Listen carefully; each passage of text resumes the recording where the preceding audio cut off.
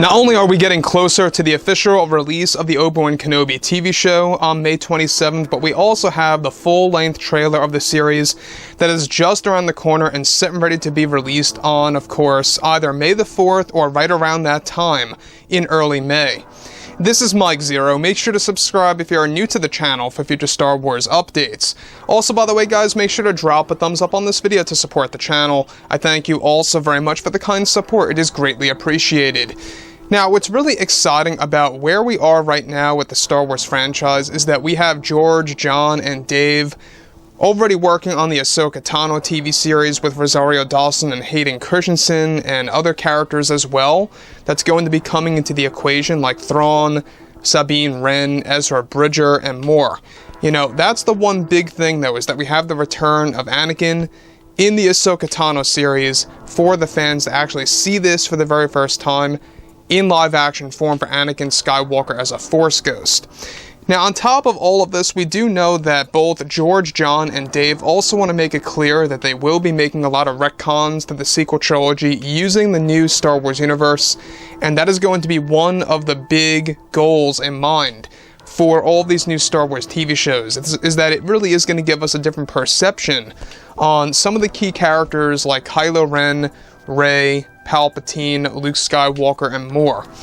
Now, with that being all said, one thing that a lot of fans have been very intrigued about is, of course, exactly what's been going on with the whole Rey Kenobi situation, the whole Rey Kenobi plan by both Jon Favreau and Dave Filoni. Now, we talked about this a couple of times this week, and it is a development that is in process, and it is going along very, very well. But one thing about the character of Rey is that there's a lot of mystery behind her when it comes to the backstory, right? We don't really know all that much about her parents. We don't really know all that much about her true backstory, you know, what her history was like, you know, all those different things we have yet to have learned about. And some fans, you know, would argue that it's a waste of time or that, you know, it doesn't really need to be done, but this is what John and Dave want to do. Now, with many new Star Wars TV shows in the works, such as the Ahsoka series and even Andor, creators Dave Filoni and Jon Favreau are beginning to make some drastic changes to the Star Wars universe moving ahead. Now, it's described that one of the big changes has to do with creating a massive retcon for the Star Wars sequel trilogy movies by making Rey into a part of the Kenobi bloodline, mixed with Palpatines that will be made canon by 2023. Further, it's noted that one of the big story elements that will be told in multiple formats has to do with Obi-Wan Kenobi finding a love interest in between the events of Episode 3 and 4, and how that will be told in live-action form with new projects that are set to feature Ewan McGregor again, that will tease that the birth of Rey's mother. However, something is being planned by both Favreau and Filoni in order to give Rey a brand new name in the Star Wars lore. Further, it's noted that both Favreau and Filoni are set to make a name change for Rey by unveiling her true birth name, and want to make it canon that Rey was just a name given to her by her mother at the time as a form of a cover to hide her from Palpatine across the galaxy and for nobody to pick her up and her actual tracks, of course. Now, that really kind of makes a little bit more sense as to why Palpatine found it so very hard to find Rey and to locate Rey. You know, not only was she left on Jakku, but she was also given a false name, and that's exactly what's being made canon now by both Jon Favreau and Dave Filoni that will be unveiled next year in 2023, right around the summertime. So we got a little over a year until we get to learn all about this in great detail. Now further, it's described that Favreau and Filoni are set to make a canon that Rey's name was Skylar, though John and Dave intend to primarily use her cover name Rey as the character's known name. Her true name that is set to be unveiled will be known as Skylar as far as her true birth name goes, that will be made canon by 2023. It's described that this is going to be the name that both Maximus Palpatine, who by the way was Palpatine's son, and Rey's mother gave her. Maximus Palpatine is the son of Sidious and the code name of the character by John and Dave, where his story will be explained and expanded more in depth to the new lore that will be released in the very near future as well. Now, additionally, the name Skylar, created by both Favreau and Filoni, was inspired by one of the other names that J.J. Abrams wanted to use for, of course, Rey's mother to name Rey in the sequel trilogy movies that never got actually put into the final cuts. Of course, J.J. Abrams had name ideas such as Kira and Skylar, and now John and Dave are picking up on that.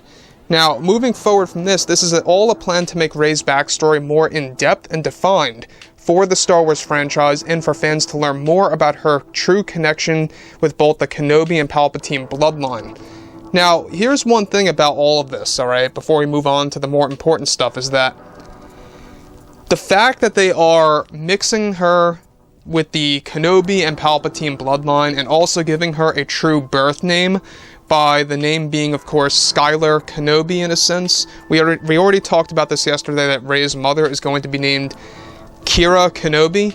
So you can see what John and Dave are doing. They're taking the original names intended for Rey for The Force Awakens that were never used, and they're using it for her actual family. I think that's a very smart move by John and Dave. I kind of find it, works, because those are names that were created specifically for Rey in the beginning, and now they're being used as, number one, Rey's true birth name being Skylar, and Rey's mother name being Kira.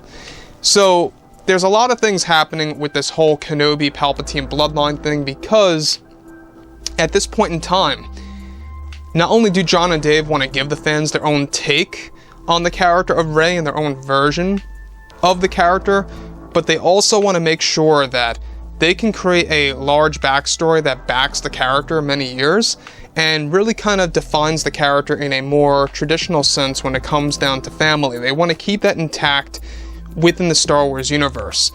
So, like I say, I think that there's a lot of things at hand here that a lot of fans need to be aware of, is the fact that John and Dave care about the fans. They want to make sure that specific things are going to make a lot of sense, and other things out there are going to be made canon carefully. Moving on. Now, Skylar Kenobi is the true name of Rey in a sense by Favreau and Filoni. However, the name Rey they know will remain as the most known name for the character, given of how many of the casual fans already identify her as that from the sequel trilogy movies. Rey's hidden birth name will have a whole new story about it in the new canon by next summer that will involve new revelations about Emperor Palpatine and his search for Skylar.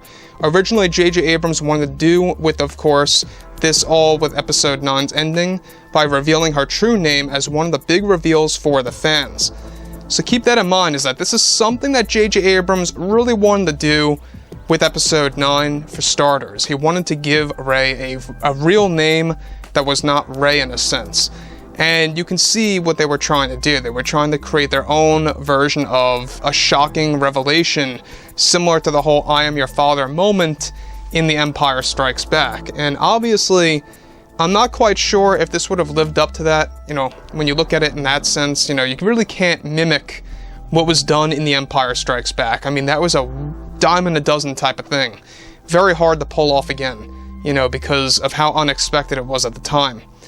So, here's the thing about this, is that I'm not quite sure how a lot of fans are going to look at this on whether or not this is going to be seen as a waste of time, or if a lot of fans are going to be, excited about this. But regardless, I think that John and Dave are doing a great job, and it is interesting. It is interesting canon material of her connections with that Kenobi bloodline. So overall, guys, drop a comment below. Let me know about all of this in the comments, and if you guys did enjoy the content for today, make sure to drop a thumbs up on this video to support the channel. I thank you all so very much for the kind support, and I'll catch you guys next time.